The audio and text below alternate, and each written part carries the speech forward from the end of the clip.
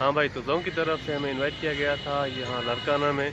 उनका एक फंक्शन है, जो कि फंक्शन रखा गया है अल राफी रेस्टोरेंट में। अभी हम यहाँ पे मौजूद हैं, अंदर चल के देखते हैं बाकी।